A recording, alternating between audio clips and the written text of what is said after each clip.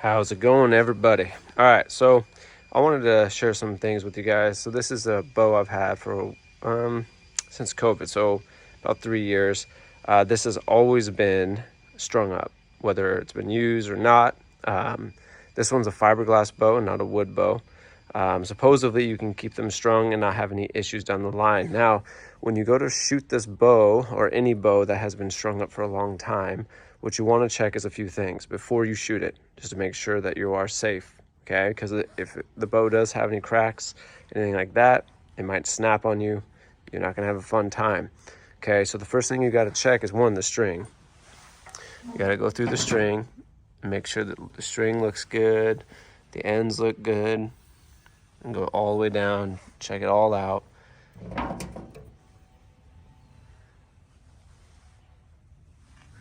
String looks good, okay?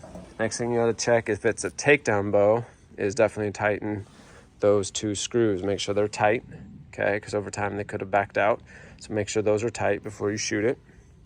Okay, again, it's not wise to keep a bow strung, but in certain cases, it just happens, okay? Like this one just was left at my parents' house for a long time, strung up.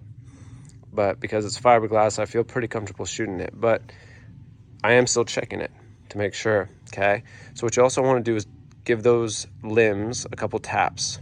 Now, when you give them some taps, it's gonna be a little bit hard to do with one hand to camera, but when you give them some taps on both sides, they should both sound the same when you tap up and down the limbs. So start from here and work yourself up here and just kind of tap it. Do the same thing on that side. They should both sound the same when you tap it. If you hear any weird noises on one limb, you need to start checking for cracks. It's also a good idea just to check for cracks. This one's covered with a camo pattern, so it's really hard to see any cracks in the fiberglass, obviously, but it's good to check either way. This is a 40-pound bow. But again, you want to make sure those are tight if it's a takedown bow, and you want to kind of tap on the limbs themselves. And if you hear any difference between the two limbs, you definitely want to check out why, whether it's that not being tight or there might be a crack or something you want to look into, okay? So I'm going to shoot this bow. I'm sure it's going to be okay, but it's been strung up for probably about a year without being used. And I know a lot of people are going to hate me in the comments, I know, and I do apologize. It's just not something I get around to. It's just been at my parents' kind of been stored. Luckily, it's been stored inside and not outside.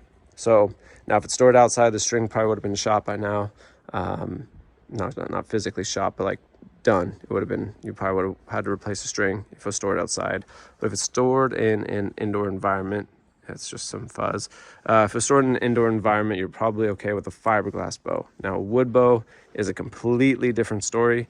Please, if you have a wood bow that's been strung up for a long period of time, you really need to be careful. Just a heads up about that. Fiberglass, they say, can be strung up for a long period of time and be okay, but you also want to just check when you go to shoot it. Like I said, tighten those screws, make sure they're tight, make sure they haven't backed out, check the limbs, check the string. And if anybody watching this video has any other suggestions, please leave them in the comments below. Peace.